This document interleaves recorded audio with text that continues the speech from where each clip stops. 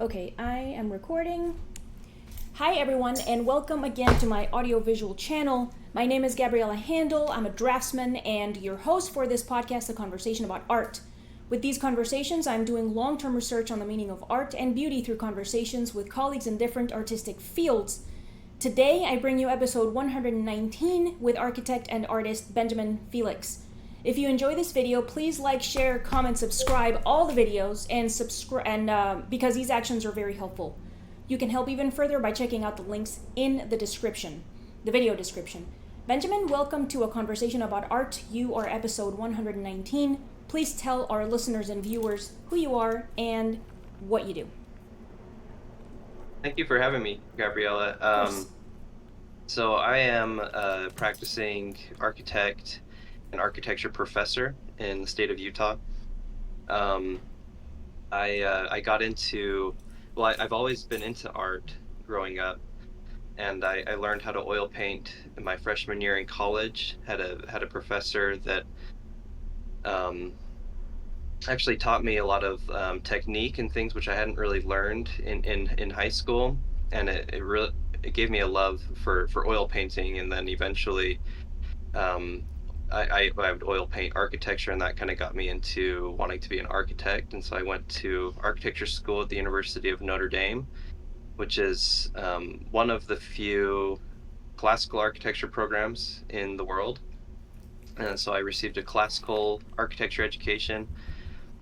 Came back to my home state in Utah and practiced for a few years designing temples for the Church of Jesus Christ of Latter-day Saints, and after a few years decided to teach, since they started a new program, a new classical architecture program here in my home state, at Utah Valley University, and so it was kind of a perfect fit for me, and so the last year I've been teaching at Utah Valley University as an architecture professor. Okay. So did you say that while studying, while learning oil paint, you got into architecture? Was that it? Yeah. So I started painting temples Mm, that my sisters had been married in, as kind of like Christmas presents for them. right. And that kind of got me into painting temples. And then people were kind of suggesting, well, maybe you ought to look into architecture if you enjoy painting architecture. And it was um, perfect fit for me. So Okay. So what is it about edifices that strikes you? That kind of conjures that desire to paint them. yeah, well, it's interesting. Before I got into my actual architecture education, I don't really know that I could really pinpoint what it was about buildings that piqued my interest. But since having learned architecture, um, really, what I love so much about architecture is that it's the designing of space. It's the our space is our medium, and so artists have their canvas paint, and architects use space, and it's really something that I didn't realize how architecture and space can really affect our emotional, physical, and mental health Mm. as much until I learned about it and traveled to Europe and got to experience really, you know, what good spaces feel like, what good living is like. We spent a semester living in Rome Mm-hmm. and got to experience what it's like to live in a walkable city and to be able to walk to every, daily need, and for every time you go out your door and walk around, it's just a beautiful environment. And that's what really makes me fall in love with architecture. It's an art that surrounds you, and um, and affects every aspect of your daily living. Mm-hmm. Okay. That's great. Because I want to have different sorts of people under the art umbrella because I want to. I mean, I've mostly talked to visual artists, like fine artist type people.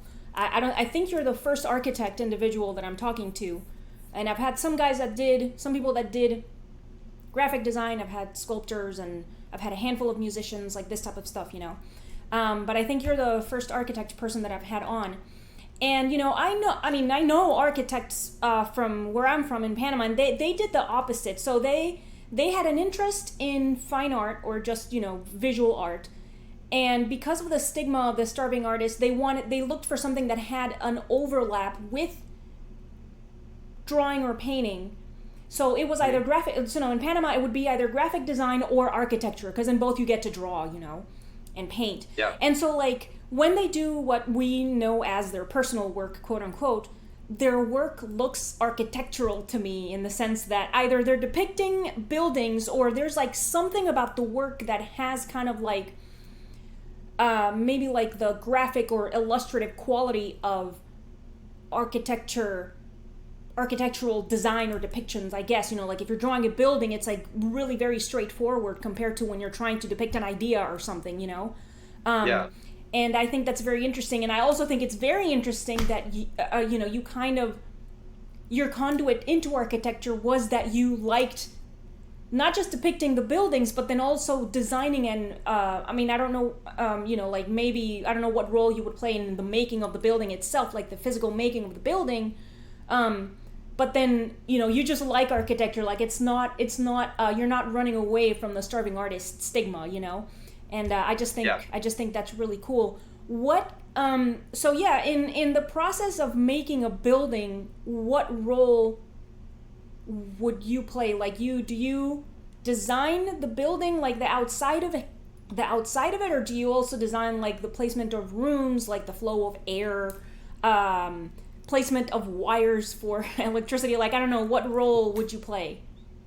Yeah, no, it's funny. Architects, they fulfill all those roles, right, that you just mentioned. Okay. And I had a short career in the industry. I only worked in the industry for 4 years. I guess a few years before that, doing internships and stuff. But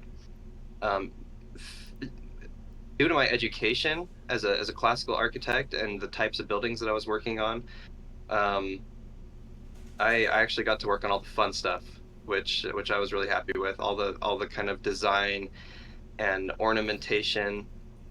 So a lot of things that most architects don't even really get to do due to the types of projects they work on or just the types of roles that they have. But because I was designing religious buildings, I got to do a lot of really fun, beautiful stone carving type details, and I did a lot with kind of exterior and interior design of what the building actually looks like. That's kind of like my niche in the industry, was actually kind of the aesthetics and how the building actually looks to the viewer. I didn't really do a lot with the structure or anything, despite my undergraduate education was in civil engineering, so I have a degree in civil engineering. Nice. But that's the kind of stuff that I would absolutely hate doing as an architect. So so thankfully I got away from that, and I get to do all the fun stuff with architecture. And I did forget to mention, I do actually do art. I in my free time, I do architectural rendering in watercolor. So hand drafting, watercolor rendering, which is a skill I learned at the University of Notre Dame. And to me, I feel like it's a really fun and beautiful type of art. It's not like you mentioned before. I'm not really depicting an idea. I'm not really getting too far into symbolism or anything. It's all kind of just about depicting something the way that it is. But with watercolor and hand drafting, I feel like it still gives kind of the art a much more visually appealing quality than like a photorealistic rendering, which Mm-hmm. is kind of the industry standard.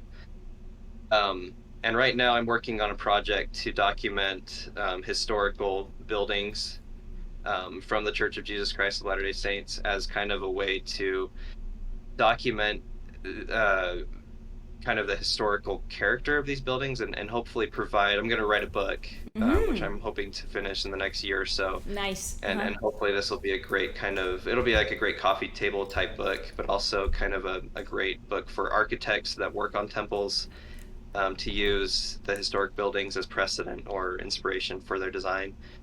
And then just kind of like as a historic preservation type resource to just kind of preserve the culture of these buildings. Nice. So I do still do art. I don't just design. Yeah, yeah, yeah. Okay, no, no, that's cool. Of course, yes. Okay, so I'm curious about the specification that you learned that you studied classical architecture. So I didn't know that there was like even. I mean, it makes sense, but it didn't occur to me. It's like when I was in school and at the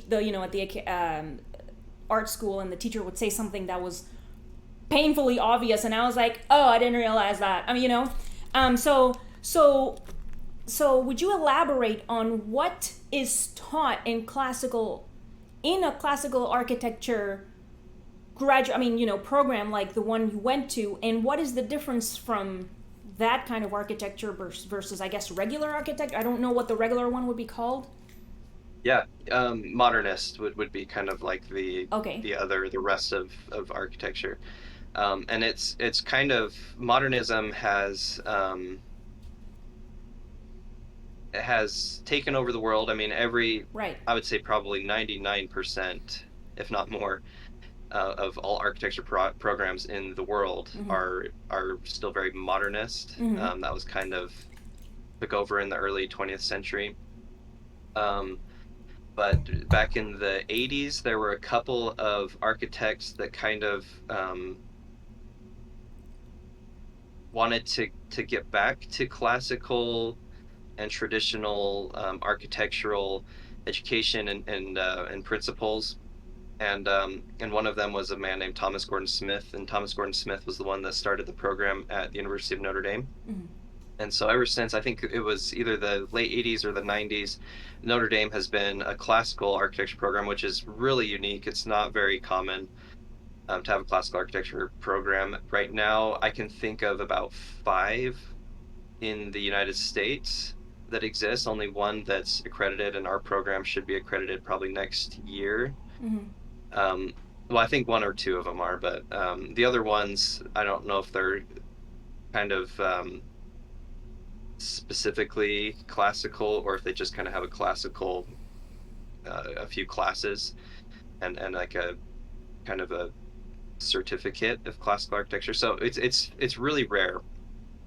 Um, but there is kind of a renaissance of classical architecture right now. It's Nice.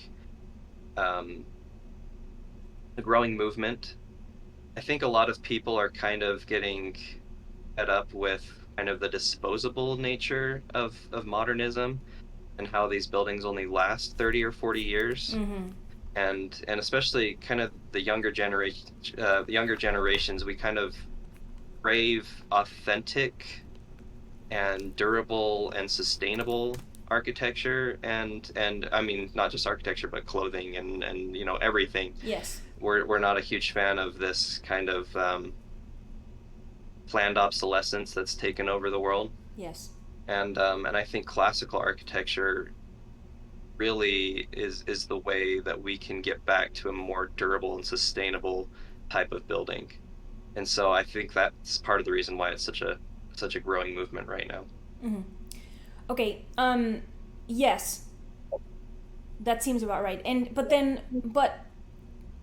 I mean, other than what might be obvious in terms of the differences between classical and modernist architecture, can you, I mean, elaborate on Yeah, on the differences between the two? of course, yeah. So classicism um, is kind of built upon principles and principles of things like proportion, symmetry, balance. There's what's called the Vitruvian triad. Marcus Vitruvius was one of, he was a Roman architect. His writings are the oldest surviving architectural writings that we have. And we have what's called the Vitruvian triad. He wrote that architecture should have venustas, utilitas, and firmitas, which are essentially beauty, durability, and functionality. Mm-hmm. And those are kind of like it's like the three-legged stool of classical architecture. A building is successful if it's beautiful, durable, and functional. Mm-hmm. Mm-hmm. Now, the modernist movement in the early 20th century, they kind of wanted to make a break from those thousands of years of tradition and knowledge and start fresh. And a lot of it had to do with the materials that they were able to use. A lot of like the new materials with metal and glass, right? And those new materials kind of allowed us a little bit more freedom as architects to kind of design types of structures that wouldn't have been able to stand up before with, sure. with masonry and wood and all the kind of traditional building materials. And so they made a break from those kind of classical principles and kind of more towards the freedom of the artist, architect, and able to kind of just design however whichever kind of forms and shapes and whatever they wanted. And so in my personal opinion, I think that the best modernist architecture was produced at the very beginning of the movement. And the reason I think that is because those architects that started modernism still had a classical architecture education. Mm-hmm, mm-hmm. They still had that foundation of symmetry and proportion and things that resonate with human beings, things that our human brains can articulate and understand. But then they were kind of making a break. So for me, I feel like it's helpful to know the rules before you break them, rather than just kind of willy-nilly expressing yourself through whatever means you'd like to. Yeah. Okay. I hope that's kind of somewhat informing of kind of the difference between classical and modernist. Yeah. Once again, I'm a professor, but that doesn't necessarily mean that I'm super I'm still pretty new to this. I just graduated with my master's degree in architecture in 2019, so I'm about 5 years into this, and so I'm still learning how to really articulate and express kind of the more intricate definitions and things of architecture. But yeah, I mean, I think you're doing fine. All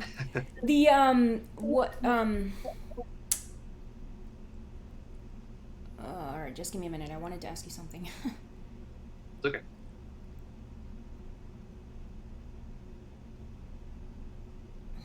All right, I'm not sure. I'm not remembering fast enough what I wanted to ask you. But with modernist stuff, isn't it also kind of, I know the thing about rules, yes, that you said at the very last. Yeah, people like to shit on the existence of rules because they're like, oh, it's so restrictive and whatever. and it's like, so more recently, and also through listening to Jordan Peterson's biblical lectures where he talks about some of the stories in the Old Testament, because his lectures, those older lectures, he talks about the stories like from a psychological perspective. That's what he's trying to do when he's talking about them in those lectures. And more than the way that religion is usually portrayed, I guess, and thought of, and like the perspective of religion as being like, oh god, like a cult practically, right? It's like its purpose is really more kind of like a rule book or a guide to remove a ton of guesswork from life. Yeah, I And guess you could say that. yeah, and I mean, I think that is a fantastic way to do that. And I mean, a fantastic way to remove guesswork. Not to mention that it's. I mean, I don't mean to kind of like tangentially veer off into that. I'm just trying to make the relationship between that and the rules, the mentioning of rules that you just talked about, with the the Vitruvian thing, the rules in classical architecture, and like the rules in classical art as well, because it is so much more difficult to try to make work if you're talking about architecture or visual art. It is so much more difficult to just be like, yeah, draw whatever you want. It is really difficult to do that. And I mean, again, Jordan Peterson has a really good example that to try to talk about why rules are there. He has a story about him just because he was a professor for a long time, and he says, I would play this game with my students, and he would like just pick a student out of the students, and he would be like, okay, let's play a game, you and I. And the kid is like, okay. And then Jordan is like, okay, your move, without having set first a set of rules. Right? It's like, what do you do? What do you do? You don't know what you do because there's no rules. And then it's like everything is guesswork. So then it's like, if you don't have the skills, at least for architecture and for visual art, if you don't have any kind of skills upon which to sit, from which to start, what do you do? It's like so much time is wasted trying to figure out what to do and how to do it. And it's like I consider myself, I allowed myself to be a victim of that. Because I remember one of the first classes in undergraduate school was like, yeah, we're gonna listen to music, and you're just gonna like paint what you feel. That was the first class, and I was like, at the moment it didn't even occur to me, because it's very common for us contemporary people people of this time to have that very experience, and so it's like just a default, and it's very difficult to just find your way via that method, if you can even call it a method. So it's like really frustrating. Students can't draw from a well that's empty. They need to have some sort of structure, some sort of knowledge, and like you said, a set of rules, and not just rules, but just kind of like technique and the methods and things, in order to actually draw something from that well in which to use. Yeah. I hesitate to make any kind of connections to music, because I'm not a musical person. I don't know much about music at all. But musicians, they learn technique, they practice over and over and over again, and that helps them to compose, because they have the notes and all of the elements with which to compose with. If you're not given anything to compose with, then where do you begin? What do you do? Right. What kind of and so probably the biggest criticism of classicism from modernists is that they assume or think that we copy. We take what's been done and we copy it. To me, there's a few problems with this criticism, but I think the biggest one is, I don't think that it's copying at all. It's using elements, Doric columns, the Ionic, Corinthian, whatever kind of elements of classical architecture, but we're taking elements and we're making new compositions with them, just like a musician takes notes and makes a new composition with those notes. But without those elements, and without any kind of structure or training in those principles, the new architect is kind of just relying on their own genius, which frankly I don't think that relying on our own genius without kind of the principles and structure is ever going to get us to our full potential. Oh, for sure. Yeah, for sure. And I mean, the whole genius part, I think it was Kant that talked about the genius of the artist or whatever, and it's like, oh my God, like that sounds like such a ridiculous kind of order to try to. It's like, oh my God, I hope I have the genius. I know. You know? And that's kind of the thing. You either have it or you don't. And if Yeah, you don't, yeah. then According to him. Yeah. Yeah. Okay. And it's like, it's funny about people that complain about elitism in art, because it's like, oh, now you have to be a fucking genius to be an artist, and it's like, no, you really don't. It's like the capability, the capability of a person to do something is like, that's in everyone. So then it's determined by, so then whether you get to do something that is good and that goes centuries or whatever lasts into the centuries into the future, is whether you have the interest, and then whether you have the desire and the willingness to cultivate the skill to then make really good stuff. And like the part about the materials that you were talking about in terms of these new materials now being available to us contemporary people, it's really, really unfortunate, as I heard you talking about it, as I was listening to you talking about it, it's really unfortunate that it veered into the super shitty architecture buildings that we have now. It's like, because imagine if now that material could be incorporated into that vast, deep ocean of just all the stuff that we already know about making beautiful architecture, but now you have these added materials. I was musing in a video recently about how also visual artists, now we have all of these materials available to us, and we have like all the different cuts of brushes, for example, like the different shapes of the brushes. We have like all kinds of mediums, whether you're talking about the oils or the turpentines or the whatever that you mix with paints, and like the different kinds of paints. We have more colors now. And it's like, imagine the stuff that we could achieve if we use that material with the stuff that we already know. It's like, what was I talking about? I was talking about the way that art changes the world, because people like to think that art will change the world via some propaganda political message into the work. And that is just such a low denominator crap to think. It's like the way that we're going to change, the way that art changes the world is when that shit is good, when it's mind-blowingly good. And it's like, it is such low effort and facile and lazy to do the crap that we make now and call that art and pretend like that's gonna change anything ever. It's like not. It's like the way that both architecture and visual art are gonna change the world is when we start blowing the mind of the viewer again by putting a lot of work into the works of art that we make. You know what I'm saying?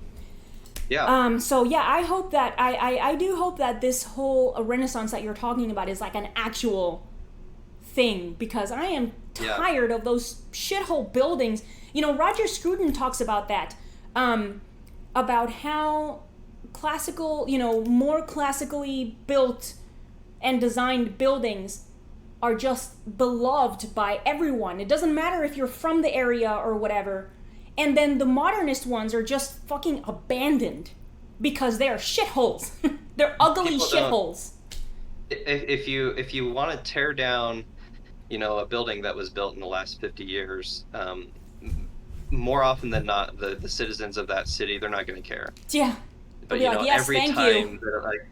that a historic building is torn down, that was built before 1930 or something, there's always a huge uproar because there's just so few left, and they're beloved, like you said, by everyone. Yeah. And there's another kind of aspect to it, and this I think this still has to do with art that really kind of fueled my passion for architecture, and that's traditional urbanism. I had studied civil engineering, and I had learned about all these kind of like sustainable methods, your wind power, water power, solar power, all that kind of stuff that was kind of like maybe the future of sustainability. And to me, they always just kind of seemed like band-aid fixes that weren't really going to solve anything. And it wasn't until I attended, Notre Dame and learned about traditional urbanism and lived in Rome and realized, no, the real way forward to sustainability is through the built environment. It's Mm. through making walkable neighborhoods, so we don't have to rely on vehicle cars Right. and because right now everything in the United States and really it's unfortunately taking over a lot of the world as well. We're separating all of our uses, so we have our schools and our grocery shopping and our homes, and everything is separated. It's called Euclidean zoning, and we have to drive everywhere. Mm-hmm. It's forced us to be beholden to the automobile industry, and so the real sustainable way forward is through the built environment. And honestly, it's not like it's a really elegant and beautiful solution to the problem, Yeah. because if you can imagine living in a place like historic Rome or historic Paris or any of those kind of places, those are places that we love to be in, that we love to experience. And quite frankly, it is art. It is art, to the urban environment can be a beautiful place, and it can uplift us every day if we just built like that again, and if we're able Yes. to just walk places rather than drive everywhere that we have to be. So that's one thing that I've become really passionate about, kind of pushing forward, and I hope that that's kind of the future of the world, and not more cars and more highways. And but anyway, I don't Yes. know if this is really a topic that we want to discuss here, but that's kind of something that's really fascinating to me, at least. No, I mean I think it's totally related. And on that note, let's for sure go to the subject of art because I do think it is related. Um, so if is it okay with you if I read excerpts from the inbox you sent me on Yeah, Instagram of about course. art and beauty? Okay, thank you very much. Okay, so let's start with art. So all right, I'm gonna read from the inbox that you sent me here. Not all of it, just some parts. So just give me 1 minute, please. Um, okay, so quote: Art is a little more tricky for me to define. I believe art, lowercase a, could be anything that uplifts or enlightens. I think this can be more or less subjective and exclusive. I believe art with a capital A should be culturally relevant and generally beloved. I believe it should require some rigor and mastery of the subject and medium. End quote. So, so first of all, I have a handful of questions. First of all, why is art more tricky for you to define? And second of all, does this it should require some rigor and mastery of the subject and medium? Do you think does that apply to both lowercase a and capital A art? And why do you make this separation of the two to lowercase a and capital A?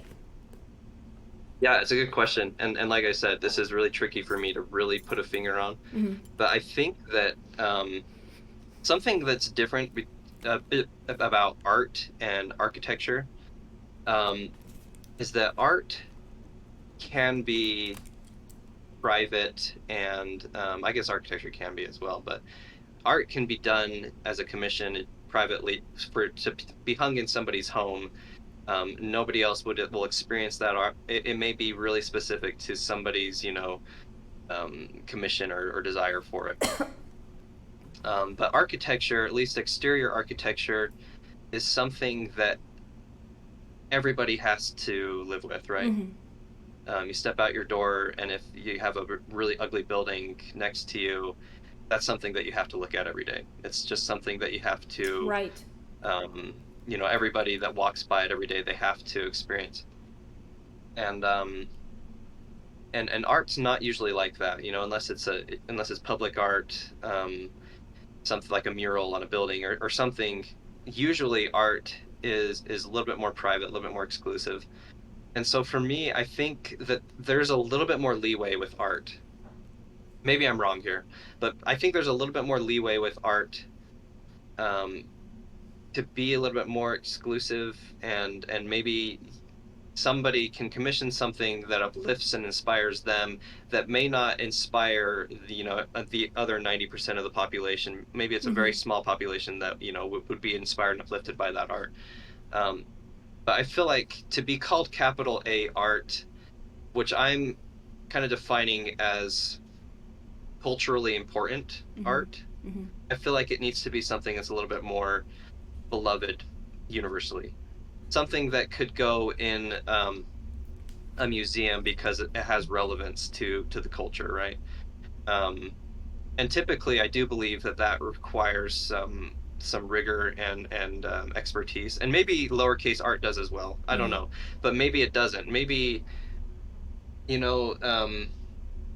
don't really consider myself a great artist. I'll be honest. I think I'm more of a technician.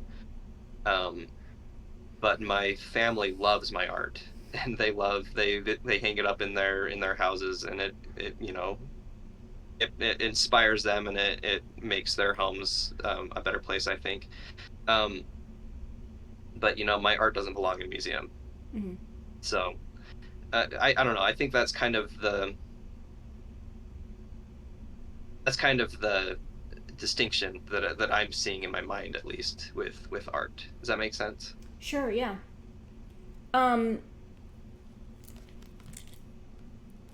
Okay. Okay, but so then in the case of the capital A art, the part about it being culturally relevant, I feel like using the term culturally relevant makes it seem kind of like what I think Hegel said art should be, which is another one of those ideas that were like introduced into the well and it just polluted all the fucking water. Which is that indeed I think he's the one who said that the work has to be of its time and represent the zeitgeist or whatever. And do you think that is in contrast with what you said is universal, in the sense that not only is it something that any viewer which gazes upon the work of art, or the architectural, the building, can be impressed by that work of art or the building, and will be able to go beyond, into the future viewers or future gazers, people that will be using that building, and they will still be able to enjoy and use that building. I mean, do you think there's a contradiction there, or do you think No, the term... actually, I completely disagree with the zeitgeist. I don't think that, especially with architecture, we don't live in a time, we live in a place. And architecture, to me, should represent its place, not its time. It should represent, architecture in Paris should feel Parisian. Architecture in the Caribbean should fit its cultural character. Okay.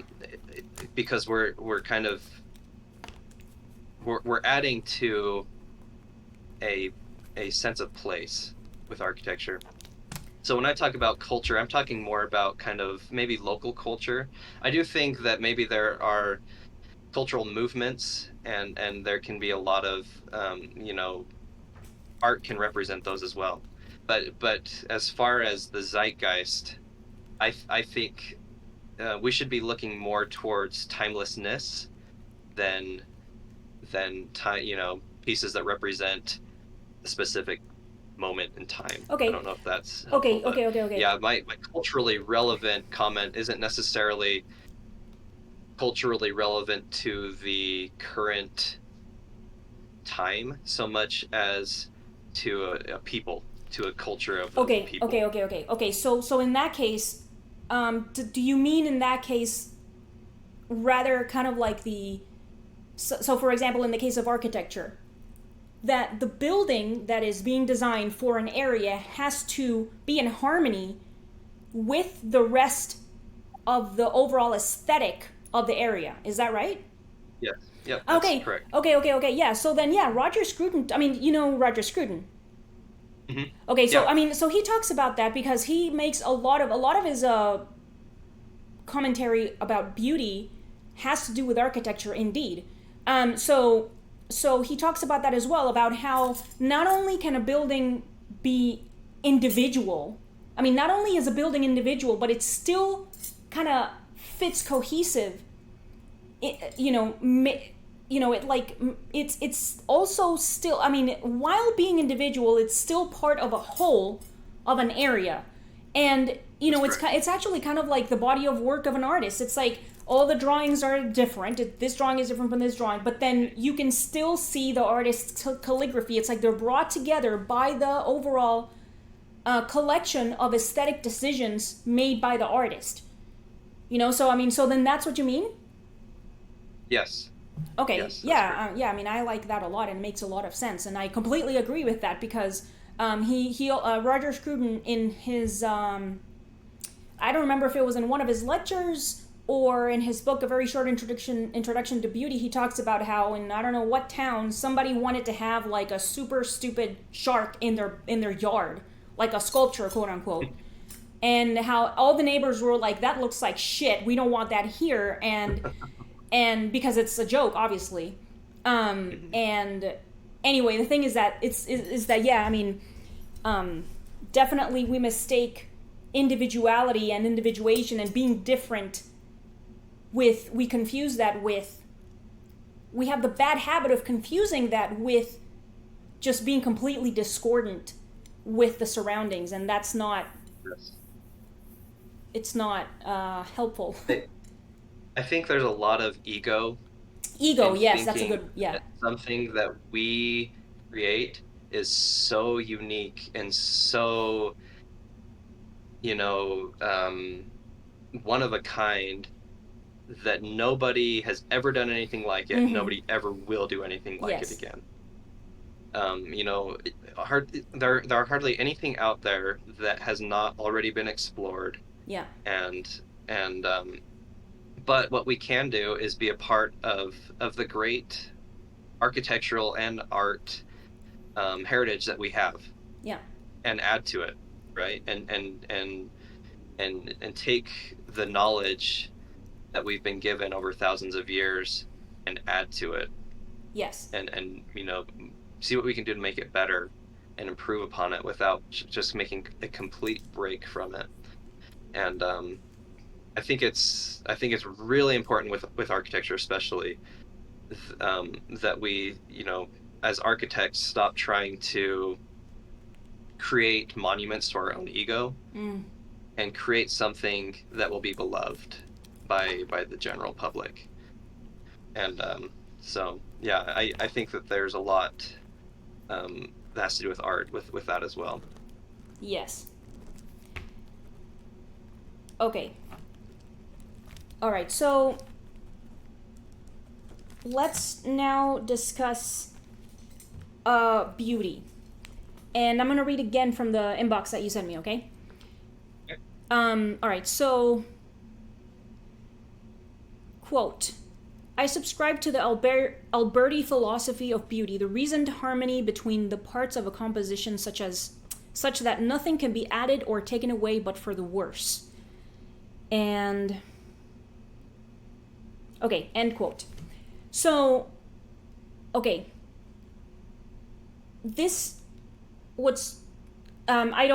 haven't read anything, I think. Alberti. Of Alberti, okay. Yes. He's a Renaissance author. His stuff was a long time ago. So. Okay. No, I mean, I know that he is from old times of yore, but I'm just saying that like I haven't, I'm still pretty ignorant about art history and just in general. No, that's fine. But I have heard the name, like I have heard the name.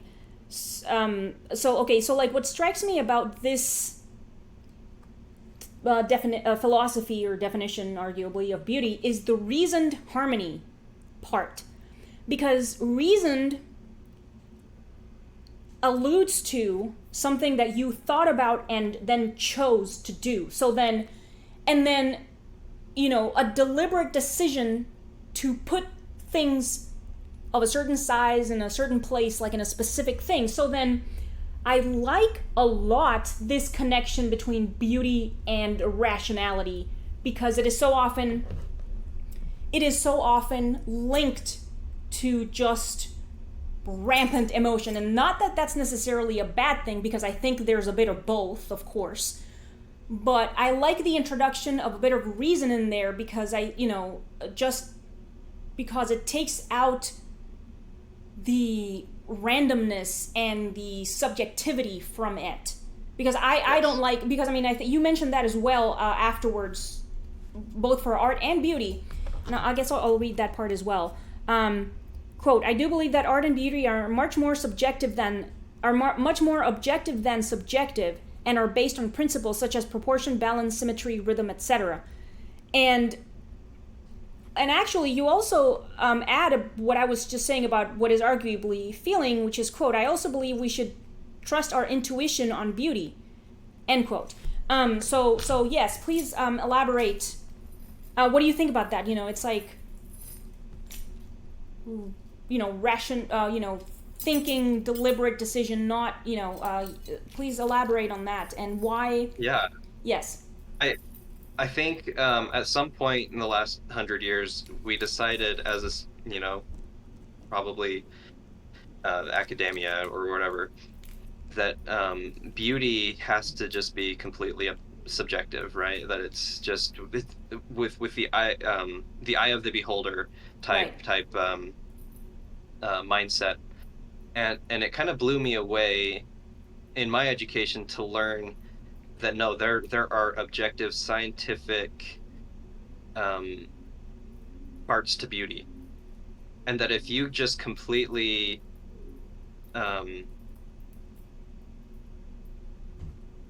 disregard beauty, or if you don't even try to put a definition on it, then you are going to lose beauty.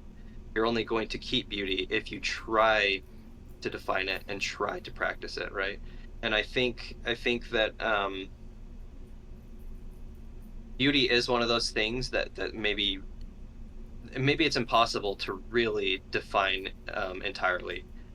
Maybe it's somewhat irrational, and it's not something that's entirely, able for us to comprehend.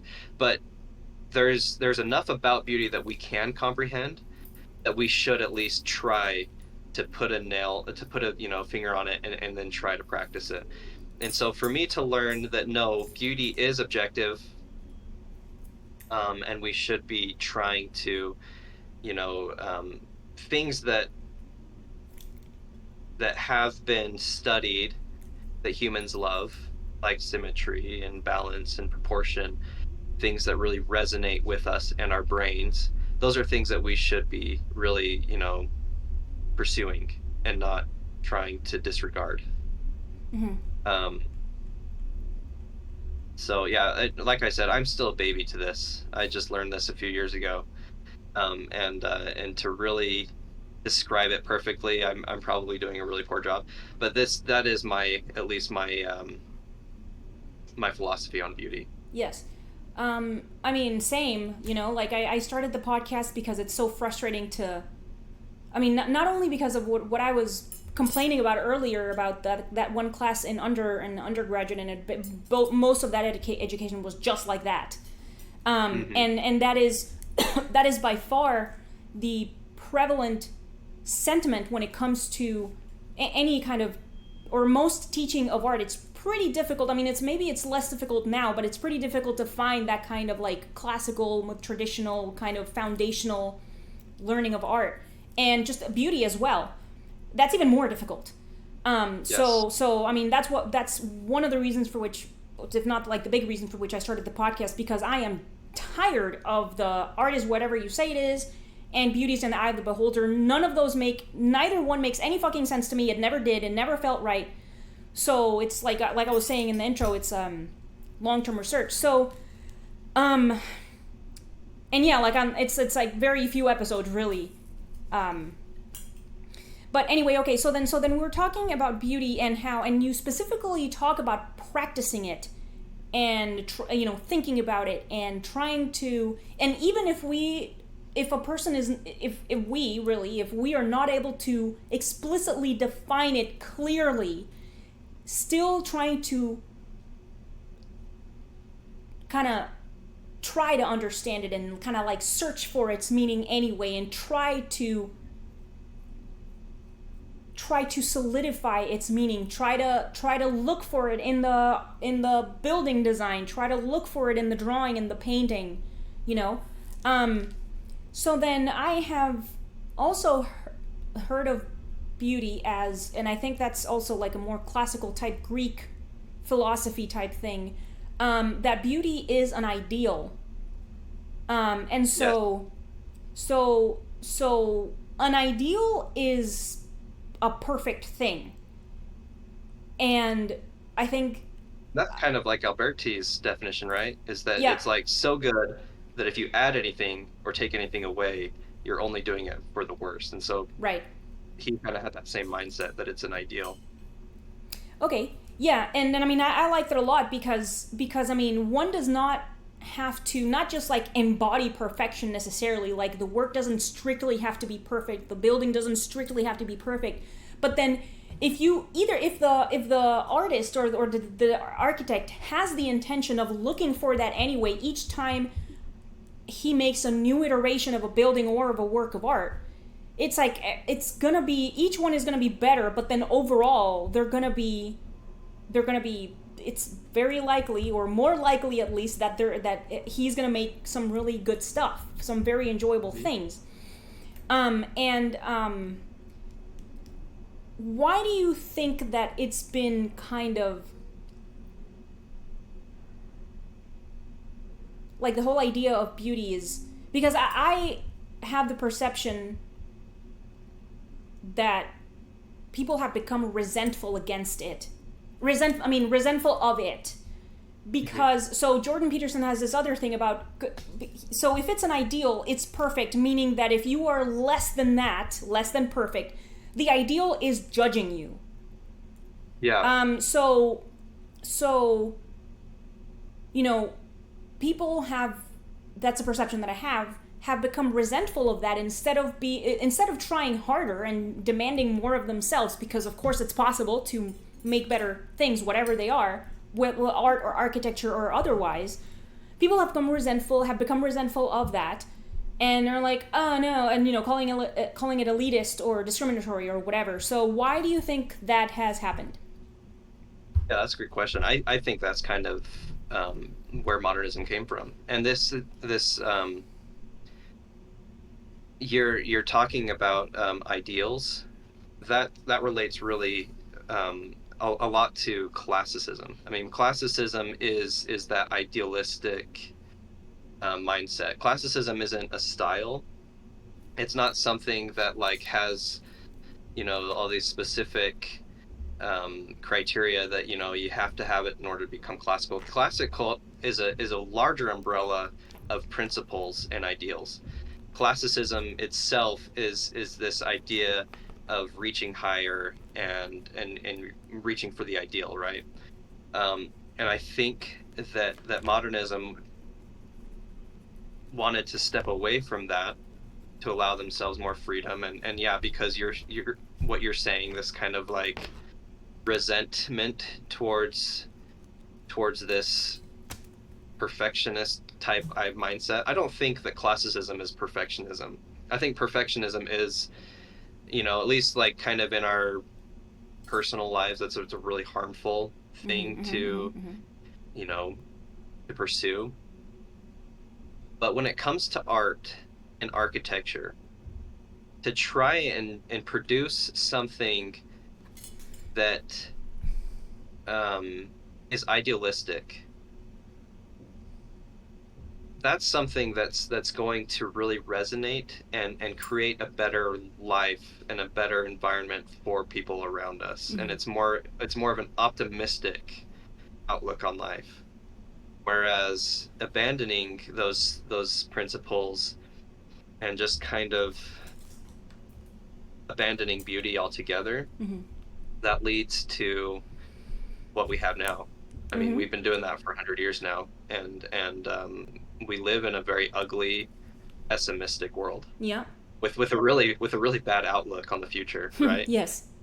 And so, yeah, there really needs to be a renaissance with beauty. Yeah. Or else we're just going to continue on this kind of this kind of spiraling downward. I wanted to mention also, I think a lot of people maybe resent what they consider classicism and beauty because they see it as being what's the word, expensive and elaborate and frivolous. Yeah. And quite frankly, classical architecture and art, well, I don't know about art necessarily, but classical architecture does not have to be expensive. It does not have to be full of architectural carvings and super expensive. It's really about just simplistic proportion and principles of beauty. Like some of the most beautiful buildings out there are what we call background buildings, which just kind of fill in the street, and they don't detract from the street. They add to it just because of their simple beauty. And then you have those kind of more monument type buildings that really inspire, really uplift. But I think for a long time, those buildings were built by, kings and monarchs, by slaves and whatever else. And so I think a lot of people have this kind of negative connotation with beauty as being this kind of like utilitarian, slave built type architecture. Right. Or or some of the greatest art pieces in history were done for people like the Medicis and other like the most wealthy families. And so that's kind of like the what people think of it, when in reality I think we need to get away from that and realize that no, the regular people can have beauty as well. It doesn't have to just be for the rich. It can be for all of us, if that's kind of our collective mindset. Yes, I agree, and I like that as the closing for the episode, Mr. Felix, because we have broken the 55-minute mark of our conversation today. So I'm going to start to close it out. Is there anything you want to add? Where can people find your work? Where are you teaching? Do you have any like online classes? I think you might have mentioned that. I'm not sure. Do you have any projects you're excited about, like this book, for example? Anything you want to talk about here? Yeah, sorry, my family just got home from the park, so no problem. Just ignore them in the background. But so we this program at UVU, I'm really passionate about it, really excited about it. Utah Valley University Architecture Program. It's a similar education to what I had at Notre Dame, but for like a tenth the cost. So that's something that I really highly recommend to anybody that's interested in classical architecture, becoming a classical architect. Look into the Utah Valley University program. It's very affordable. I would have loved it as an option for myself, so I didn't have to go into ridiculous student debt. But personally, my art can be found on Instagram.